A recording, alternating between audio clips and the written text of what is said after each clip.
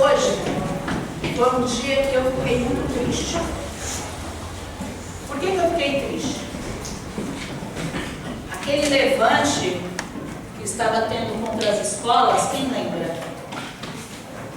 Já tinha amenizado, né?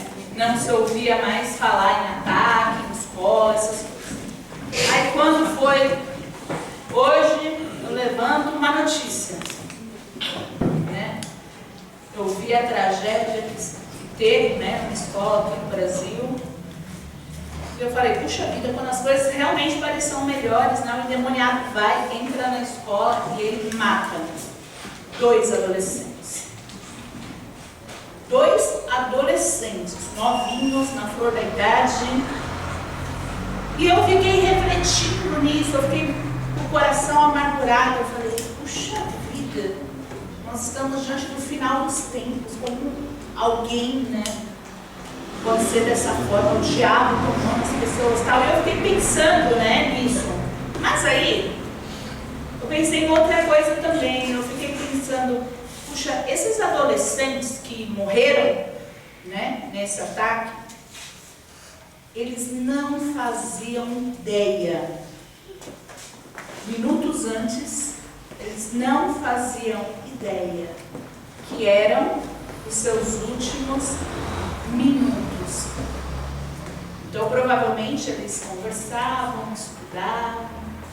A vida ali seguia como um dia qualquer, sendo que nenhum dia deveria ser visto como um dia qualquer. Mas parecia ser algo comum, né, naquele dia. E aí eu fiquei pensando sobre isso, sabe? Eu fiquei refletindo a respeito, né, de algumas coisas diante dessa tragédia, né? Porque não tem outro nome para isso. E aí eu trouxe algumas perguntas sérias para o seu coração. Eu trouxe algumas perguntas para o seu coração, diante de toda a reflexão que eu fiz a respeito disso. Quem aqui quer abrir o seu coração? Abre aí o seu coração, abre o coração. Abre aí o seu coração. Pronto. Coração aberto, todo mundo abriu o coração? São perguntas para você pensar, que eu vou falar aqui. Estão preparados para as perguntas que eu quero fazer no seu coração?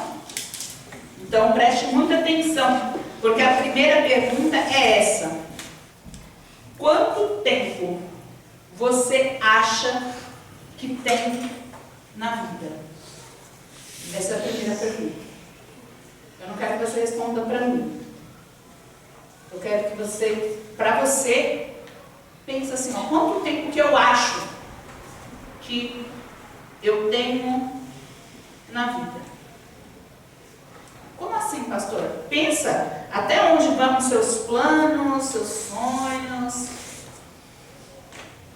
Você tem planos do quê? Sonhos do quê? Quanto tempo você acha que tem? Sendo muitos aqui adolescentes, né?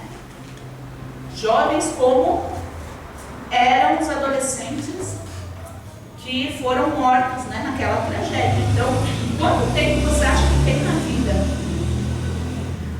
Lucas 12:17 fala sobre um homem que ia muito bem na vida. Ele ia muito bem na vida, né? Tudo estava dentro dos conformes, as metas iam bem, prosperidade a mil. A palavra fala, né, desse homem que ele não tinha nem aonde mais colocar os seus frutos, né, o fruto do trabalho dele, ele não tinha nem mais aonde enfiar, sabe, não tinha nem mais aonde colocar. E aí um dia ele pensou assim: o que farei? Não tenho aonde recolher os meus frutos. A vida dele estava indo tão bem, tão bem, tão bem, que ele falou: não tenho mais nem aonde enfiar os frutos do meu trabalho. De tão bem que parecia que estava a vida dele. E aí, ele disse, ele teve uma ideia, ele disse para ele mesmo: farei isto derrubarei meus celeiros e construirei outros maiores. Ali recolherei todas as minhas novidades e todos os meus bens. E direi à minha alma: alma, tens em depósito muitos bens para muitos anos. Descansa, bebe, folga. Então vamos entender aqui. Jesus está contando aqui uma parábola. Está falando aqui de um homem que aconteceu isso. Ele está contando essa história. Só que o pensamento daquele homem é: está tudo indo tão bem, tudo vai continuar assim, vai ser, né? Eu vou fazer planos disso, daquilo, eu vou construir. Ele falou que ele ia fazer, só que não deu tempo de fazer tudo aquilo que ele planejou, que ele queria fazer. Esse novo celeiro, para a alma dele ficar tranquila. Ele achou que o dinheiro podia deixar a alma dele tranquila, mas não deu tempo. Porque a palavra diz assim no versículo 20: mas Deus lhe disse: louco, esta noite lhe pedirão a tua alma, e o que tens preparado, para quem será? Eu não podia deixar de lembrar, né, dessa passagem, porque é o que as pessoas fazem. Todos fazemos planos, todos pensamos no futuro, sem nem saber se o futuro vai chegar. Mas as pessoas não fazem plano para a única certeza que ela tem na vida, que é a morte. Essa é a nossa única certeza. Ninguém faz um plano. Bom, deixa eu cuidar da minha vida, deixa eu cuidar da minha alma, porque minha alma não se alimenta com dinheiro, com bens, se alimenta da presença de Deus. Eu preciso cuidar da minha alma, porque eu só tenho uma certeza no meu futuro: é que um dia eu vou morrer. Essa é a única certeza. Todo o resto você tem certeza? Não, todos os planos que você fizer, você não tem certeza. Mas todo mundo faz planos para o futuro. O futuro que ela pensa, o tempo que ela pensa que ela tem. Mas não faz nenhum plano, não se preocupa onde vai passar, como vai ser na eternidade. As pessoas não pensam nisso. Elas se preocupam com essa vidinha curta, porque aqui as pessoas vivem em torno de 100 anos, e é muito curto, e elas se esquecem de toda uma eternidade.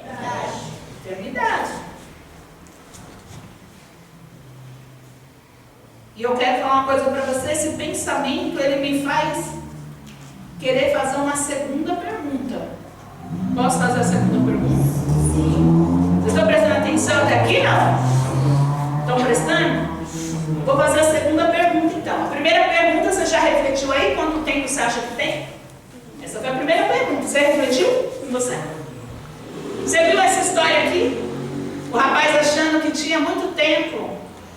Muito tempo. Eu vou construir, eu vou fazer isso, eu vou ficar tranquilo, eu vou comer, beber, eu vou... Mas ele foi comparado a um louco. Aquele que se preocupa apenas com essa vidinha curta, nem nada se importa com o seu futuro espiritual. Mas, baseado nisso, nós vamos então para a segunda pergunta. Posso fazer a segunda pergunta? Sim. O que você está fazendo com o tempo que você acha que você tem?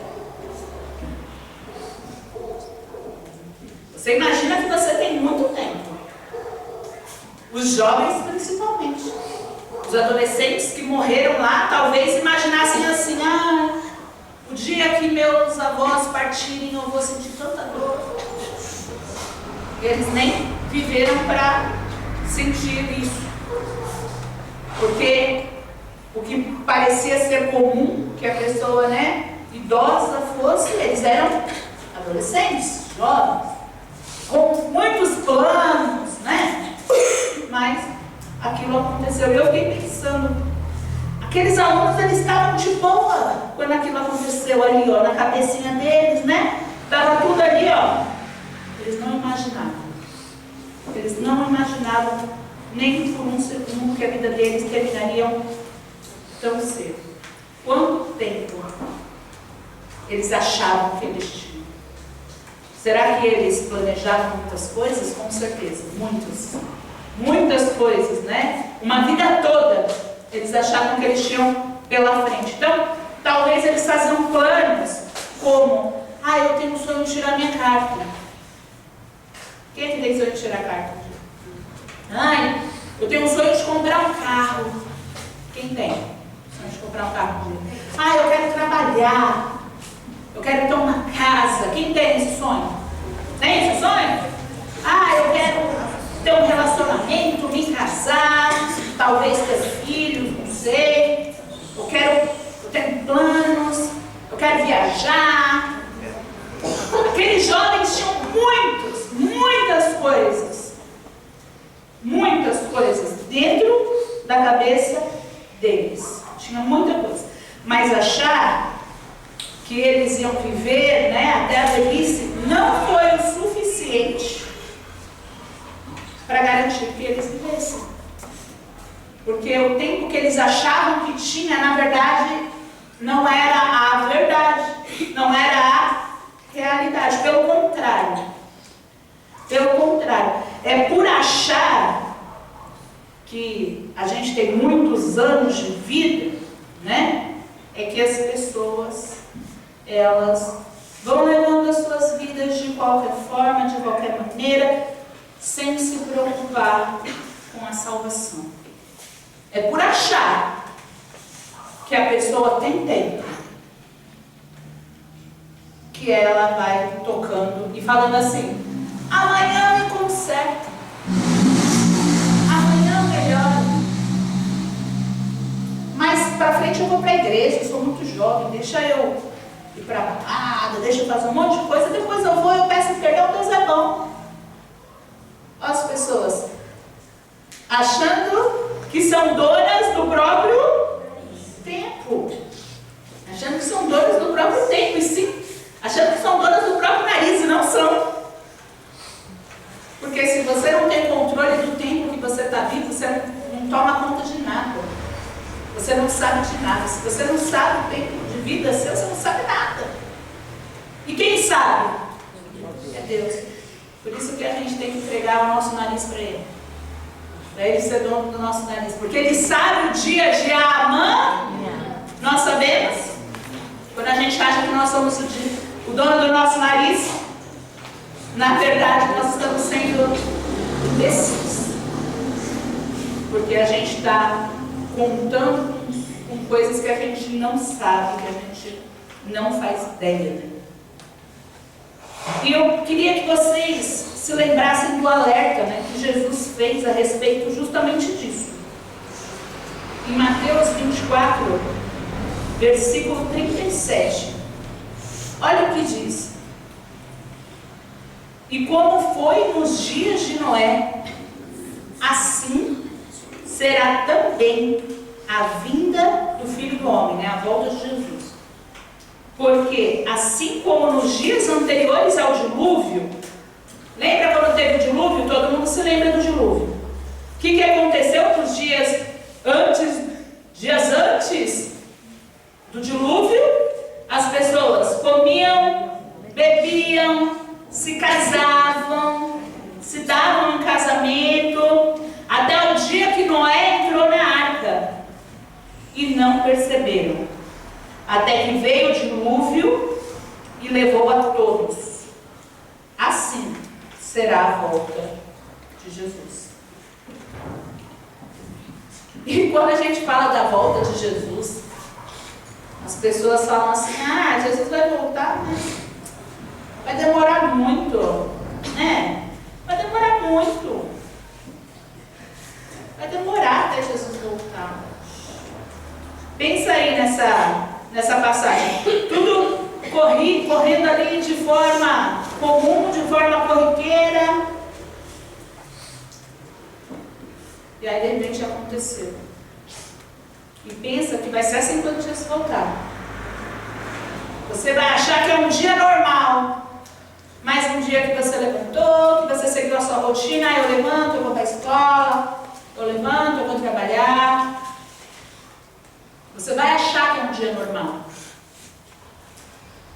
Mas o dia de Jesus voltar, o dia da volta de Jesus, em que as pessoas parecem estar seguindo a sua vida ali, ó, tudo vai parar. Pessoas que tinham planos vão ter os seus planos impedidos. E quando eu falo de Jesus voltar, principalmente os jovens falam: faz tempo que eu ouço isso, vai demorar para isso acontecer. Mas a gente volta de novo, né, para aquela tragédia, e a gente pensa assim: para quem partiu, para quem morreu, Jesus voltou. Porque a chance, né, que ela tinha se esgotou de arrependimento. Então, por exemplo, aqueles 2 adolescentes, se eles eram salvos, se eles não eram salvos, nada mais pode ser feito. Jesus ainda não voltou para buscar a sua igreja, mas para eles, Jesus já voltou. Para eles, já não tem mais chance de mudança. Porque você pode mudar enquanto você estiver vivo. Você está entendendo isso? E uma tragédia desse porte é tão triste que você vê os pais e os familiares chorando, né? Eles choram muito. E os familiares falam, né? Eu daria minha vida, né? Poxa, tão novo. Eu daria minha vida no lugar do meu filho. Porque não foi eu no lugar. Diante de uma tragédia dessa, você vê mães, pais, familiares desesperados e falando: poderia ser eu. Poderia ter partido no lugar daquela pessoa. E aí me vem a próxima pergunta. Eu ouvi esses familiares, né, que perderam seus entes queridos, falando esse tipo de coisa. E aí eu quero fazer uma pergunta para o seu coração. Posso fazer? Chocante? Posso fazer uma pergunta? Chocante? Você seria capaz de morrer pelo seu filho?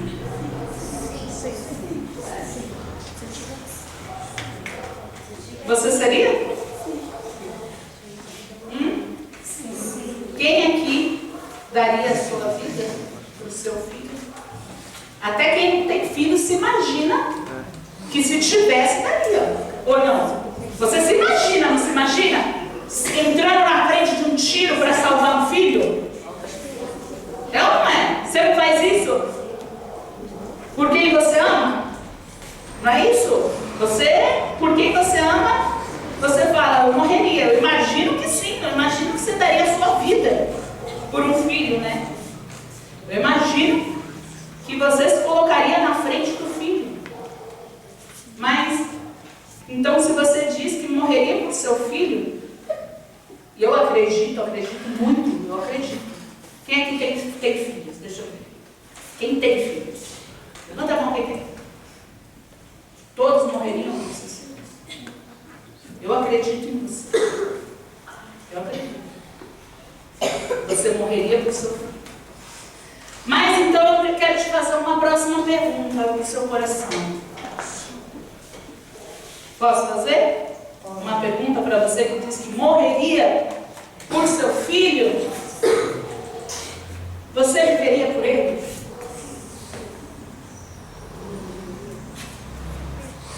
Você disse que você morreria. E agora eu estou perguntando outra coisa. Você viveria por seu filho? Como assim, pastora? Agora eu fiquei confuso. Alguém está confuso aqui? Eu vou falar para você como que é viver por seu filho. Você deixaria de viver o pecado da destruição pelo seu filho? Você deixaria, por exemplo, de fumar, de beber, de fazer tudo aquilo que te mata um pouquinho por dia pelo seu filho? Para estar com o seu filho? Para ver o seu filho feliz? Aí eu já começo a ter dúvidas. Eu tenho certeza que você morreria pelo seu filho. E parece que morrer por alguém é algo mais difícil do que viver. Mas eu não tenho tanta certeza assim. Quando eu penso em você, viveria pelo seu filho, sabe? Você deixaria de trair, decepcionar, fazer tudo aquilo que te afasta, por exemplo, do teu filho ou das pessoas que você ama, para quem tem filho aqui? Você seria capaz de, por amor, fazer isso?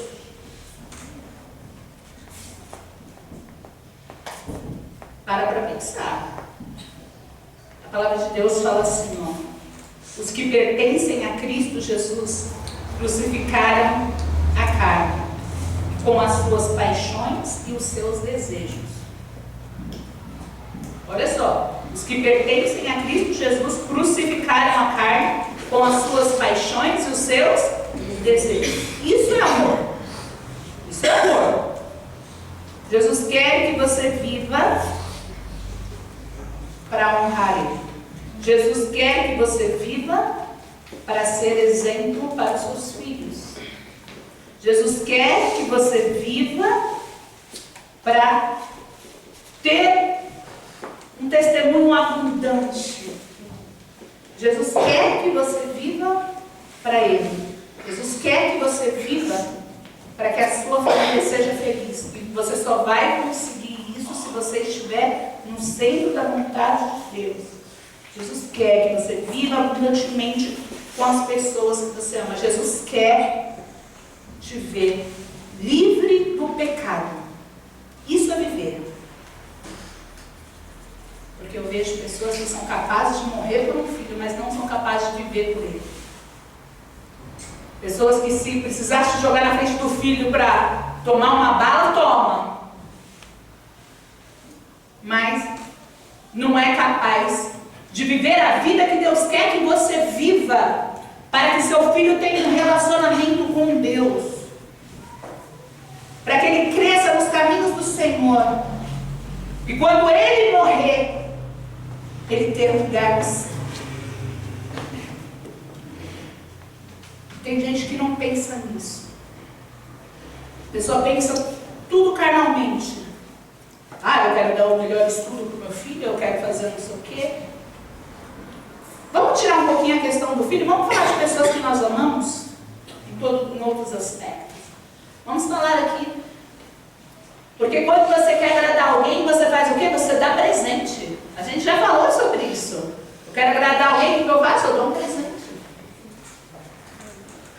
Não é? Você não quer agradar alguém, você escreve uma carta, você compra um bombom. O presente não agrada? A gente agrada. A gente falava isso no Dia dos Namorados. Ainda a gente falava sobre isso. O presente é maravilhoso. Mas qual é o maior presente que você pode dar para alguém se não é a salvação?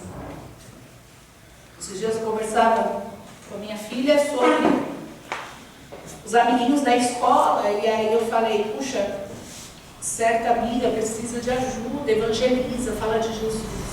Esse é o maior presente que você pode dar para a menina que estava triste por uma situação. Dá Jesus, ela precisa de Jesus. Se você gosta de alguém, demonstre com a vida. Se você ama o seu filho, se você ama a sua mãe, demonstre vivendo para Cristo. Porque a sua vida vai ser bem sucedida, abençoada, vai ser a melhor forma da sua mãe ser feliz. Viva para Cristo. Porque só assim sua vida pode ser bem sucedida. Pensa nisso. Voltando para a questão do filho, o que é viver pelo seu filho? É estar presente. Mais do que dar presente, é estar presente. É ensinar ele a palavra, ensinar a louvar, assistir louvar. Não é assim? É não deixar, sabe, seu filho atormentado em imaginar o que as pessoas que ele ama podem fazer. Você tem que ser o porto seguro das pessoas que você ama, e não as pessoas ter medo do que você pode fazer. Você está conseguindo entender o que eu estou falando, pessoal? Isso é muito sério. O nosso tempo é curto. O nosso tempo é curto. E por que o nosso tempo é curto? Porque nós não sabemos o dia nem a hora. Por causa disso. E por que o amor de Jesus por nós foi tão grande, a gente precisa recompensar o Senhor, honrando a Ele. A palavra fala assim, ninguém tem maior amor do que aquele que deu a sua vida pelos seus amigos. Olha só, João 15:13, o que a palavra fala. Jesus, Ele não só morreu por nós, Ele deu a vida toda por nós. Ele viveu por nós. Não foi um momento da morte, Ele não desceu e morreu. Ele deu a vida dele. Ele quis vir como humano, crescer como nós crescemos, passar tudo que nós passamos aqui. Olha quanto tempo ali Ele ficou longe do Pai. Antes dele se sacrificar, né, ali, morrendo por nós, Ele sacrificou a vida dele. O tempo que Ele poderia estar no trono com o Pai, foi o tempo que Ele estava aqui, nos ensinando como agir. Foi muito mais. Jesus morreu por nós. Jesus vive por nós. E o segredo da vitória dele vai ser revelado agora. Amém, pessoal? O segredo da vitória de Jesus. Ele que venceu, que fez o que tinha que fazer, que viveu para Deus, que viveu para a vontade do Pai e morreu para a vontade do Pai. Vamos ver qual é o segredo dele? Diz assim, por isso digo, vivam em espírito, e assim, de nenhum modo, satisfarão os desejos da carne. Então vamos entender aqui. Isso abre a nossa mente. Por que Jesus venceu, mesmo nas condições humanas iguais, idênticas às nossas hoje? Por que Ele venceu? Porque Ele vivia para Deus. Ele vivia em espírito. A vida dele era um exemplo, era um sacrifício. A vida dele era para adorar. A vida dele, toda a vida dele, era para glorificar a Deus. E ele ia em espírito. A carne tinha espaço? Tinha. Essa é a vida que a gente deve ter. Essa é a vida que a gente precisa ter. Não dá espaço para os desejos da carne. Tem que matar a carne. Porque a gente não sabe o dia nem a hora, meu amado. E se você for dar espaço para a sua carne, mais cedo ou mais tarde, o diabo te laça. E você perde tudo. Você precisa viver em espírito. Como que eu vivo em espírito? Orando sempre, lendo a Bíblia. Se eu sou uma pessoa que fica ouvindo música do mundo, que só fala de sexo, que só fala de namoro, que só fala desse tipo de coisa, qual é a vontade que eu vou ter? De louvar Jesus?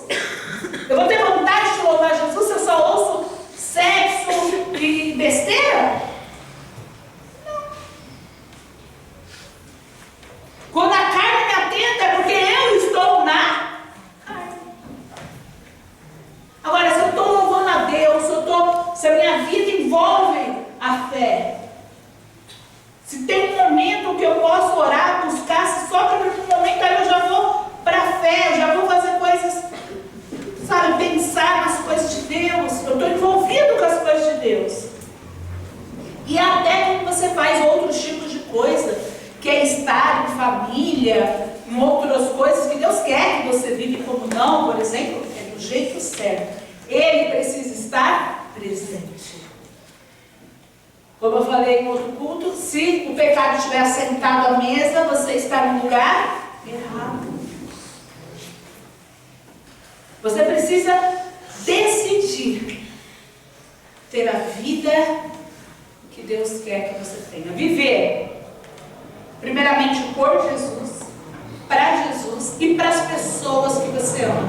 Quem tem pessoas que você ama aí? Existem pessoas que você ama? Se você estiver na fé, você ora por essas pessoas, busca por essas pessoas, você acaba sendo a porta para Jesus entrar na vida destas pessoas. Quando você desiste, você não desiste só de você. Não é só entre você e Deus. Tem gente que fala, Deus conhece meu coração, é só entre eu e Deus. Mentira. Mentira. Porque se você é mãe, se você é pai, você tem responsabilidade espiritual sobre os seus filhos. Se o seu filho é criança, ele não tem fé, capacidade para buscar por ele mesmo, a obrigação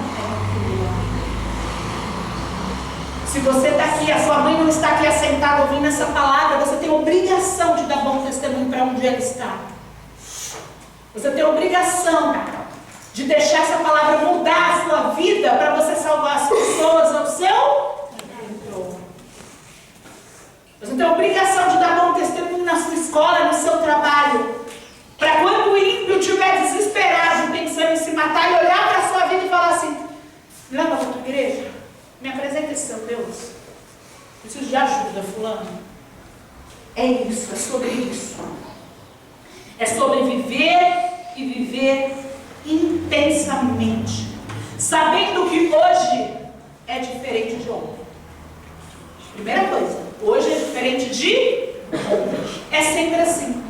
E sabe qual é o problema das pessoas? Elas pensam que todos os dias são iguais, só porque elas têm uma mesma rotina. Mas entenda uma coisa: o fato de você ter uma mesma rotina, ter que trabalhar no mesmo lugar, ter que estudar na mesma escola, ter que voltar para a mesma casa, não significa que todos os seus dias serão iguais. Vai ter dias mais fáceis, dias mais difíceis, mas em todos os dias você precisa estar com Deus. Em todos os dias. Amém, pessoal? Entenda isso. Entenda que nenhum dia é igual. Inclusive, se você errou ontem, não é porque você errou ontem que você tem que chutar o pau da barraca e estragar a sua vida. Talvez você tenha errado ontem, mas se você quiser se arrepender hoje e fazer diferente, aquilo vai ser passado hoje. Começa uma nova história, uma nova vida. Amém, pessoal? O hoje não é igual ao ontem. E o amanhã também é diferente de hoje. Também. Você precisa aprender, primeiro, viver um dia de cada vez. Mas pela fé, sim, fazer planos, né? Para o seu futuro, né? Pela fé. Pela fé, meu Deus, se Deus quiser, eu vou conquistar isso. Se Deus quiser, eu vou fazer aquilo. Colocar minha vida na mão do Senhor, e se Ele quiser, vai acontecer. Você pode sim fazer planos para o futuro, mas o que você não pode é fazer planos apenas para o futuro que você não sabe que se vai existir. E deixar de fazer planos para o único futuro no qual você tem a certeza absoluta que você precisa fazer.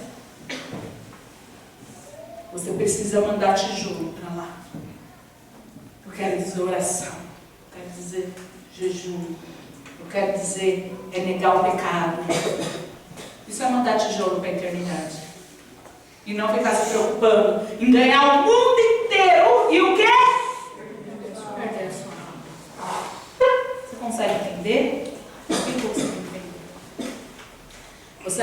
coração para essas perguntas? Essas perguntas fizeram o seu coração pensar? Agora, essas perguntas vão ter que fazer o seu coração sentir. Por quê? Porque nós vamos orar. E essas perguntas precisam fazer o seu coração sentir. Sentir a necessidade do conserto. Sentir a necessidade da mudança. Se precisar algo ser mudado, transformado, você precisa permitir que isso aconteça. Amém, pessoal? Amém. Você precisa tomar a sua decisão. Talvez você tenha chegado à conclusão certa. E se você chegou à conclusão certa do culto de hoje, você sabe que você não tem tempo. Que você não sabe qual é o teu tempo. E por não saber qual é o teu tempo, você tem que entender que no curto tempo que você está tendo, você tem que aproveitar ele ao máximo. Nós vamos orar e você não pode, por exemplo, não orar. Você não pode ficar sentado fingindo, que chato. Porque senão, você vai ter pegado o seu pouco tempo. E talvez seja o seu último dia sentado. Você não sabe. Você não sabe. Nós sabemos o dia que é o nosso primeiro dia, a gente sabe. O dia que eu cheguei na igreja a primeira vez, você sabe. Mas o dia que for a última vez na igreja, você não sabe. Então, com o pouco tempo que você tem nas mãos, você precisa fazer coisas úteis, aproveitar. Fala com Deus, conversa com Deus, pede força, sabedoria, inteligência, espiritualidade para viver no Espírito. Leve uma vida espiritual para a tua casa. Amém, pessoal?